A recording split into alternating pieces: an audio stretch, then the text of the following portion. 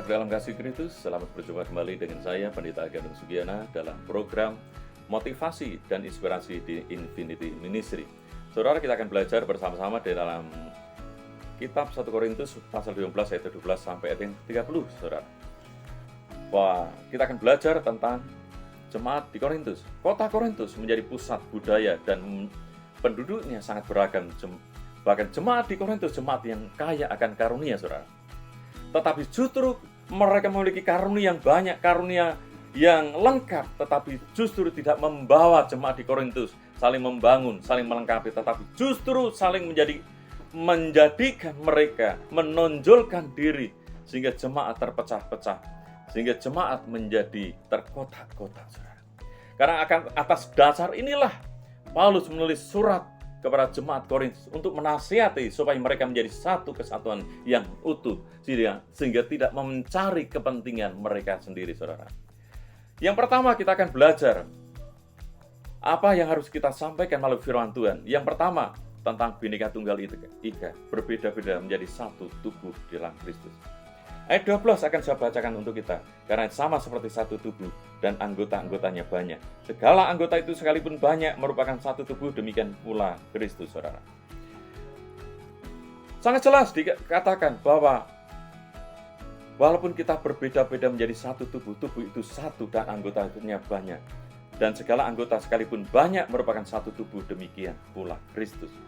Saudara, bahkan ayat yang 13 sangat lebih memperjelas lagi. Sebab dalam satu roh kita semua, baik orang Yahudi maupun orang Yunani, baik budak maupun orang merdeka, telah dibaptis menjadi satu tubuh, dan kita semua dibaptis dari satu roh.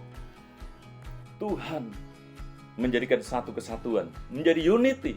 Seharusnya tidak saling membedakan antara satu dengan lainnya. Seharusnya maju bersama-sama, saling melengkapi bersama-sama, saling membangun bersama-sama, saling mendoakan bersama-sama. Karena Tuhan tidak pernah lihat casing kita Kristen, tetapi Tuhan lihat hati kita, Tuhan lihat kerohanian kita, saudara.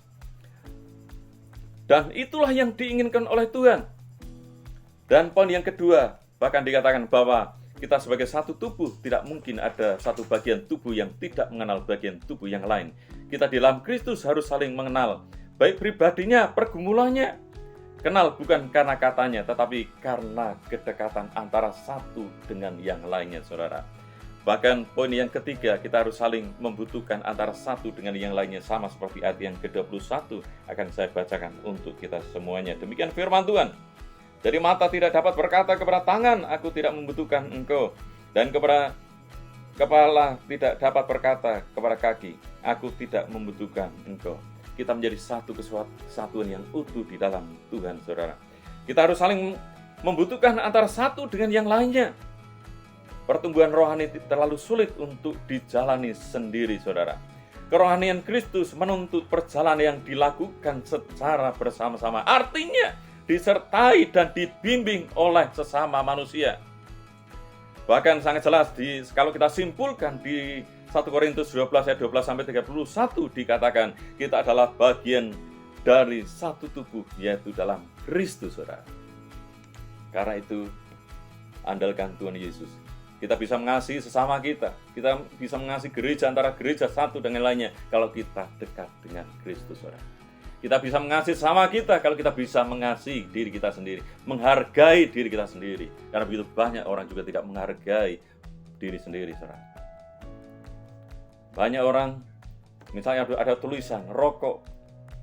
Rokok itu ada tulisannya dilarang merokok, tetapi banyak orang memilih untuk merokok.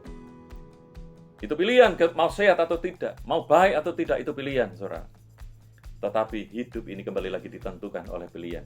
Sama kita kembali lagi, kita akan bisa melakukan segala sesuatu, kita akan bisa berbuat sesuatu kalau kita tinggal di dalam Tuhan, menjadi satu kesatuan yang utuh, menjadi unity di dalam Tuhan, menjadi unity dengan sama seperti firman Tuhan.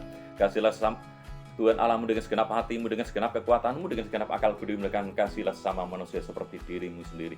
Dimulai dari diri kita sendiri, saudara.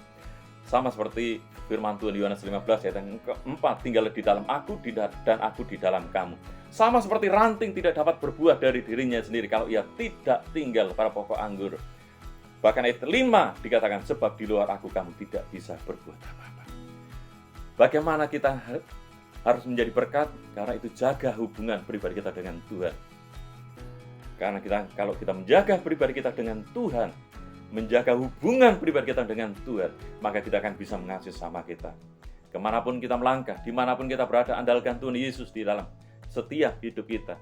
Saudara, selamat berbagi, selamat melayani di dalam Tuhan. Tuhan Yesus memberkati dan selamat berjumpa lain waktu dengan saya, Pendeta Kandung Sugiana. Selamat berjumpa, Tuhan Yesus memberkati.